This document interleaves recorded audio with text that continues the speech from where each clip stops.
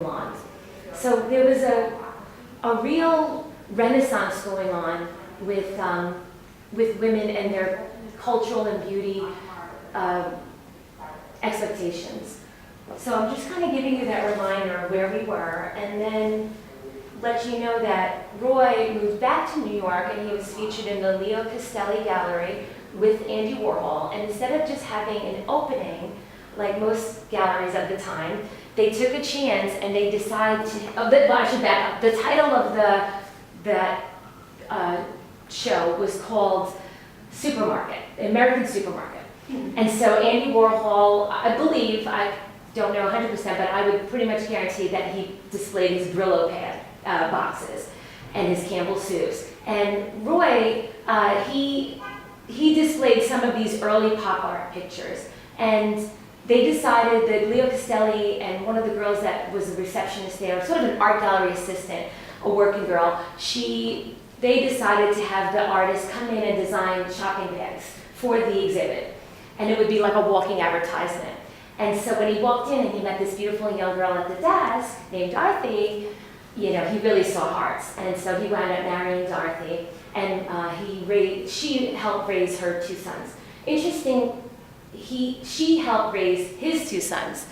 Interestingly, Roy's first wife, she actually wound up living and dying in a mental institution, which I found interesting. There's not too much information about her. She was his first wife was the mother of his two boys, but died and in a facility for people that I guess couldn't manage their emotions in a healthy way. So I just thought it was an interesting little side tidbit that you don't really read about too often.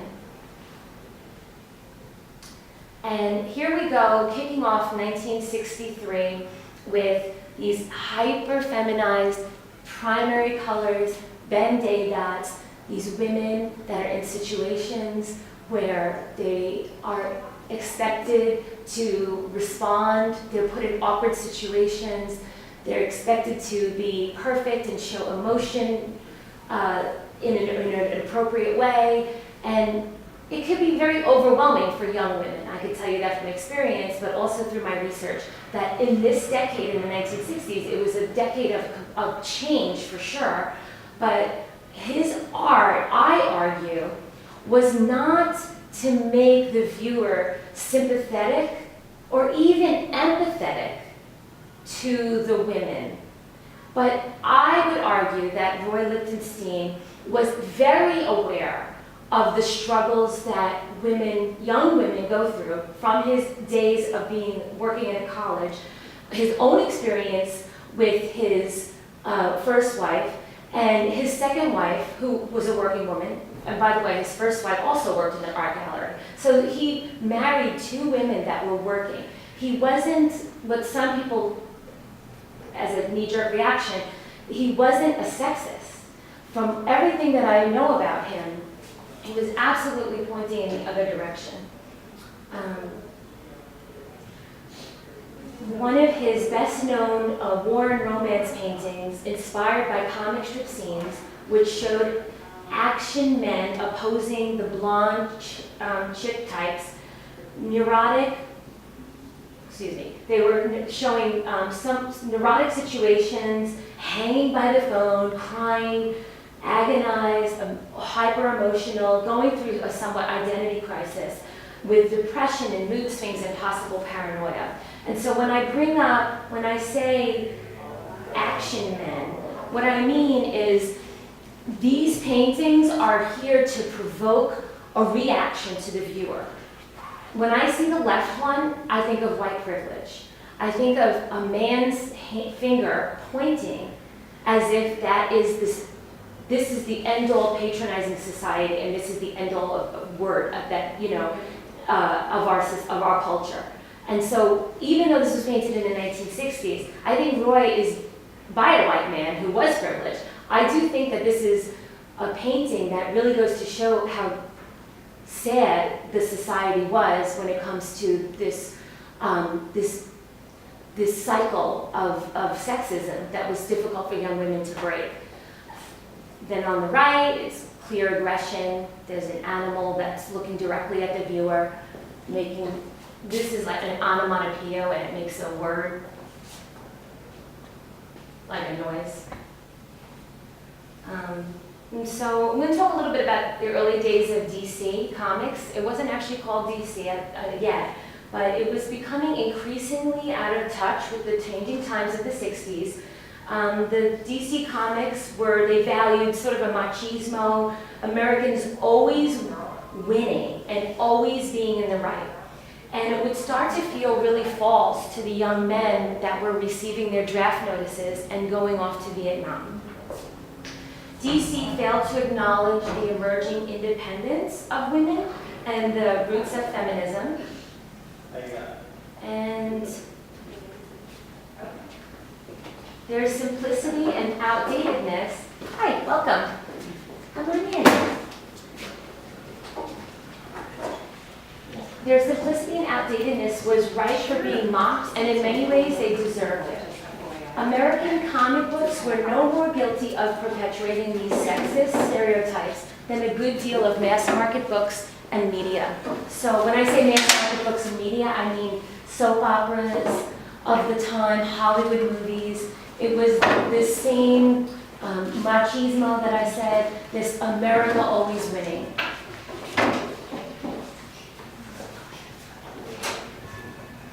And for those of you that just came in, we're talking about Roy Lichtenstein, specifically now in the height of his popularity in the early 1960s in New York.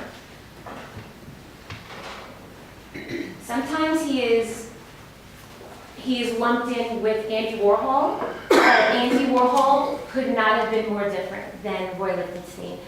Roy Lichtenstein was a married man with 2 young sons who never drank a drip in his life and had a stable home not only in New York City, but also in the Hamptons.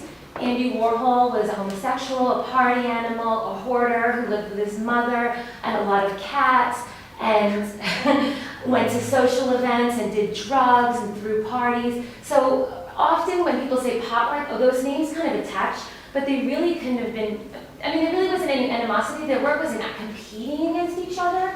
But another big difference is that, and you might know this, Andy Warhol, he did die in '87, but in the 70s and the 80s, he had lots of young people, mostly young men, doing most of the silkscreen work for him, most of the reproductions.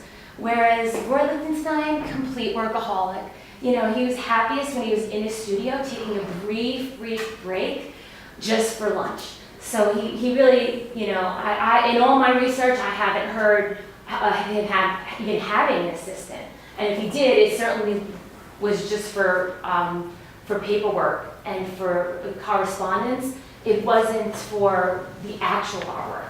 He did that up until he died, which is from a pneumonia in 1997.